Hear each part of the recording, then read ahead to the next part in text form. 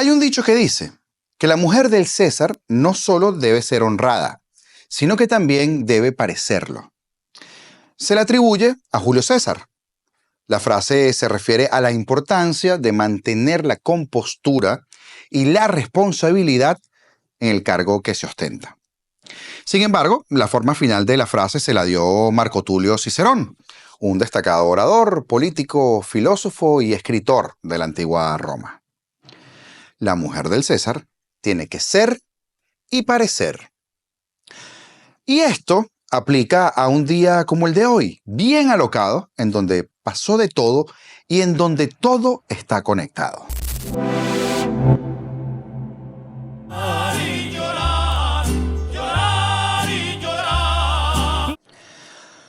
Cuando llegas a Venezuela, vociferando que tu gira BRICS fue todo un éxito, también tiene que parecer. Madre de Dios bendita la que han montado. ¡Qué lloradera tiene la gente del régimen! Me sentí tentado a comenzar con la canción de Maná, No ha parado de llover. Pero los de Maná son unos comunistoides, así que aquí no tienen vitrina. Pero es que hoy se soltaron el moño. Iván Gil, el Gil, anda como maraca sin palo y se le fue en contra también al canciller de Colombia. Mientras que Bolivia pide formalmente la investigación de 15 aviones de PDVSA. Y yo les voy a dar un dato que denuncié hace 10 años, y no miento, 10 años, en mi programa Punto de Resistencia por DTV.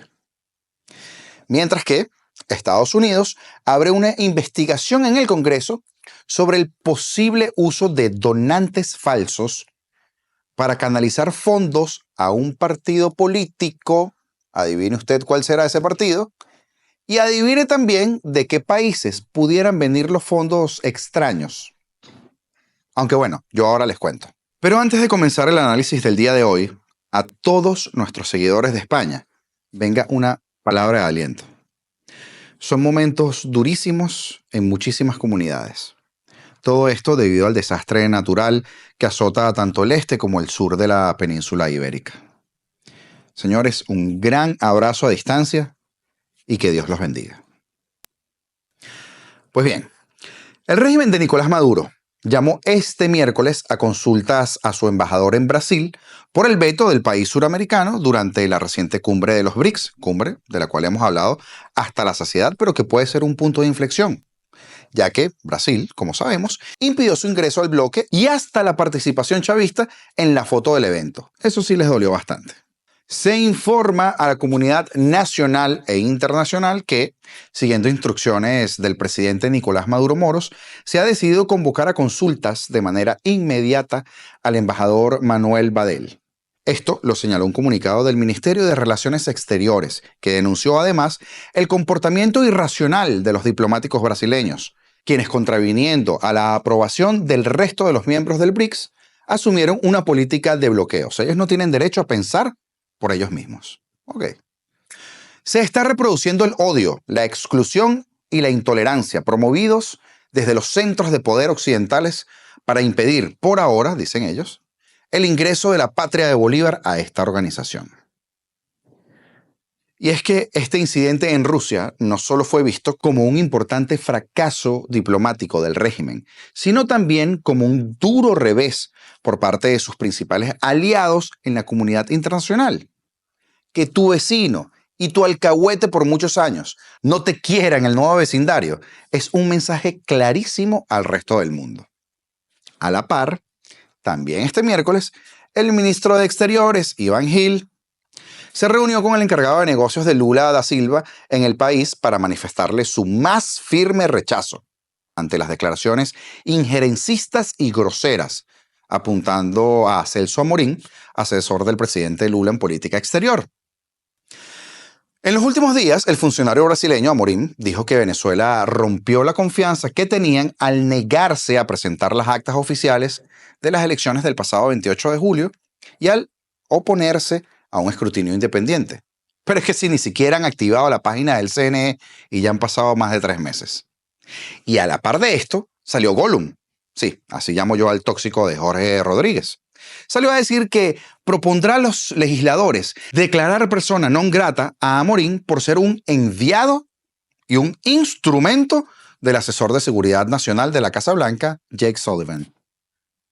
Esto en un comunicado que yo no los voy a aburrir leyéndoselos, pero que se los voy a resumir a ustedes en perfecto castellano. Mi, mi, mi, mi, mi, mi, mi, mi, mi.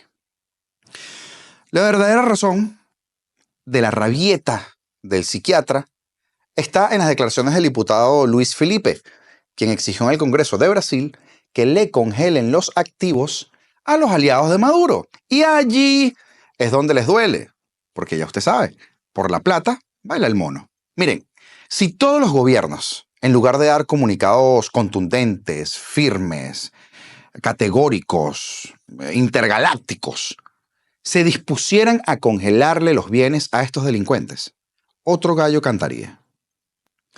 Pero según citó O Globo, a fuentes del gobierno brasileño, parece que Lula está decidido a iniciar un periodo de profundo enfriamiento en la relación diplomática que acabará con el cese del reconocimiento de Maduro como jefe de Estado el próximo 10 de enero, fecha en la que sabemos está previsto que inicie el nuevo periodo presidencial. Y parece que Petro no se quiere hundir finalmente con Maduro en ese pestilente barco de la dictadura. Y eso no es casualidad, ya que Colombia, el día de hoy, reiteró que su país no reconocerá tampoco los resultados de las elecciones de Venezuela si no se presentan las actas antes del 10 de enero, cuando, por supuesto, culminaría el periodo presidencial actual de Nicolás Maduro. Periodo, por cierto, totalmente ilegal. Y eso que no se nos olvide. El pasado 25 de septiembre, el guerrillo Petro señaló esto que les comentaba en una entrevista con CNN y decía que Colombia y Brasil tienen una posición común. Si no hay actas, no hay reconocimiento. La relación con Brasil y Colombia, para nosotros en Venezuela, es crucial debido a las fronteras compartidas, el comercio y la seguridad. La negativa de reconocer a Maduro podría intensificar las tensiones fronterizas y afectar el comercio regional, lo cual es vital para la economía venezolana, que ya está bajo bastante presión por los irresponsables que tenemos al mando. Pero mientras esto pasaba, la Asamblea General de la ONU aprobaba una resolución pidiendo el fin del embargo de Estados Unidos a Cuba por 32ª vez. Y les recalco algo. Piden fin al embargo, no fin al bloqueo. ¿Y saben por qué? Porque el bloqueo es el término que ha utilizado la izquierda y que le han dado a este asunto para satanizar la decisión de Estados Unidos de no hacer negocios con el régimen cubano. Porque sí, aunque usted no lo crea, hay muchas personas que no saben la diferencia entre un bloqueo y un embargo. Y para ellos, un embargo es cuando una nación establece una política para no comerciar con otra nación, punto. Y así no permitir que sus propios puertos o territorios se utilicen para el comercio con esa nación a la que no quieren invitar a la fiesta. La realización de un embargo es potestad de cualquier país. A ver, yo no te quiero vender algo y no vengas para acá a fastidiar. Durante décadas, Estados Unidos ha tenido un embargo comercial con Cuba y esto lo sabemos. Y esta es una decisión política que tomó el gobierno estadounidense y que ha venido continuando. Ahora, un bloqueo es totalmente diferente. El fin que se persigue con un bloqueo es cerrar el comercio internacional por la fuerza militar y cerrar las costas y fronteras. Un bloqueo impide que terceros realicen actividad comercial normal. Y dígame usted si Cuba no hace actividad comercial con un poco de gente, incluyendo a nuestra querida Venezuela, por supuesto. Un bloqueo es un acto de guerra más que ejercer las prerrogativas económicas. Esa es la principal diferencia entre bloqueo y embargo. Por lo general, en el bloqueo se utilizan tácticas militares en ejecución. Pero ¿qué pasa? Que la Revolución Cubana impuso la nacionalización de Cuba, la imposición de altos impuestos a las importaciones y la confiscación de activos económicos estadounidenses, incluidas refinerías de petróleo, y esto lo hicieron sin compensación. Pues entonces, en 1960, el gobierno estadounidense tomó represalias con un embargo ampliado a todas las exportaciones, con excepción de alimentos y medicinas. Pero ya usted sabe, no va a faltar aquel, con el coco comido de tanto medio progre, que repita o que viene repitiendo de toda su vida que es un bloqueo. Pero en la vida real, señores, Cuba está inundada de dólares, solo que dólares en pocas manos que lo manejan. Y esa es la raíz del problema. Es la misma narrativa que usa el chavismo para desviar el foco de atención de la masiva corrupción y la improvisación constante en materia económica, porque lamentablemente estamos siendo gobernados por unos incapaces, además de otras tantas cosas. Con 187 votos a favor, 2 en contra, Estados Unidos e Israel, y una abstención, Moldavia, van a haber repercusiones que involucran a Venezuela. Ok, Augusto, ¿y cómo es esto? Pues bien, a los venezolanos nos importa quién dirija la Cancillería argentina, pero nos importa mucho. No solo porque Argentina hoy es líder en la región, en la defensa de la libertad y de la democracia, y de nuestra libertad, sino porque en su edificio de Caracas hoy se resguardan 6 asilados y necesitamos a alguien que los defienda. Pues bien, después de esto, Milei se ha despachado a Mondino porque se alineó a favor de Cuba en esta materia. Si bien Mondino era congruente aparentemente con el presidente Milei, ella no pudo domar una cancillería atestada de diplomáticos kirchneristas y de carrera, que llevan allí atornillados años, porque la diplomacia es una carrera larga, y que hoy lograron el voto de Argentina a favor de Cuba en la ONU. Mondino se resistía a sacar embajadores de la Cancillería por querer mantener la profesionalización de la diplomacia. Es obvio que estas personas que están allí llevan años enquistados. Y esa fue la carta que jugaron precisamente, porque confiaron que al llegar al gobierno de Milei, estos no iban a hacer una limpia, porque no es el deber ser.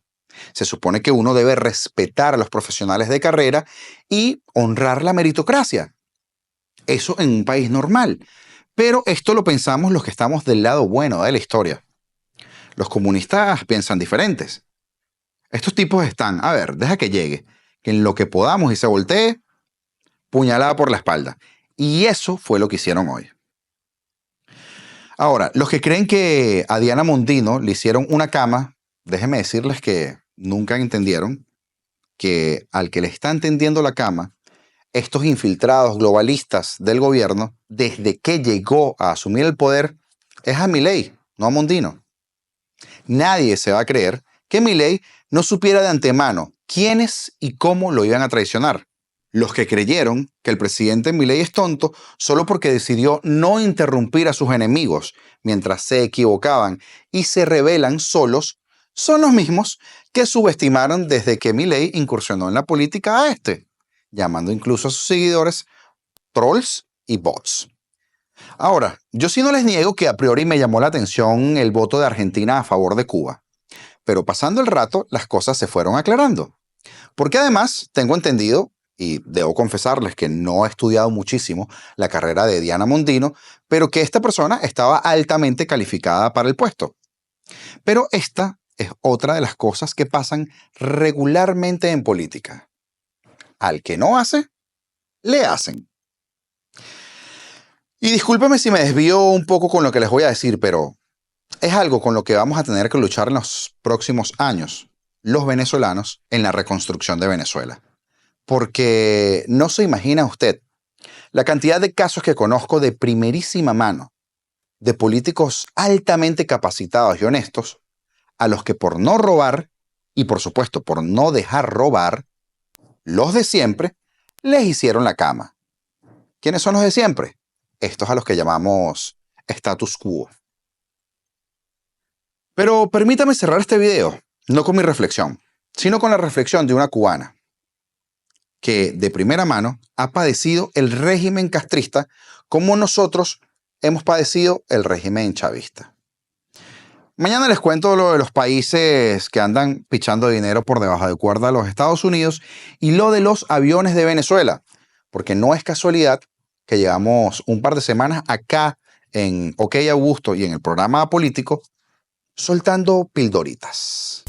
Acabamos de hablar con el presidente de la Argentina, el señor Javier Milei, y me dijo que él consideraba que era una traición lo que había hecho su canciller, la señora Diana Mondino, una traición a la Argentina en haber votado a favor de Cuba y en contra del embargo norteamericano en las Naciones Unidas. Traición es una palabra fuerte, pero esa fue la que utilizó. Por eso decidió despedir, expulsar, sacar de su puesto a la canciller Mondino. Le agradecemos muchísimo al presidente de la Argentina porque nuevamente se demuestra que él es el referente moral en este hemisferio. ¿Qué significa el referente moral? Alguien que está demostrando que con valores democráticos, con libertad y con economía de mercado se puede llevar prosperidad a los pueblos, que no hace falta el socialismo para poder llevar esa prosperidad y esa felicidad que merecen los pueblos latinoamericanos. En nombre del exilio cubano y yo, su representante en la ciudad de Miami, le damos muchas gracias por haber tomado esta acción tan radical y tan rápida. Y como mismo me dijo el presidente, él va a limpiar casa dentro de la Cancillería argentina, porque los que están ahí sirviéndolo tienen que seguir sus valores, lo que él le prometió al pueblo argentino en las elecciones. Muchas gracias, Javier. Le agradecemos muchísimo, que sabemos que un país tan importante como la Argentina está al lado del pueblo cubano, porque el pueblo cubano necesita amigos y aliados. El pueblo cubano sabe muy bien que el único embargo y el único opresor no son los Estados Unidos, sino es el propio régimen castrista, que es el que utiliza el embargo comercial de los Estados Unidos como excusa, como pantalla, para cubrir todos sus pecados y todos sus males. Que los Estados Unidos no tienen ninguna culpa de que Cuba no esté en apagones y que no haya comida ni medicinas.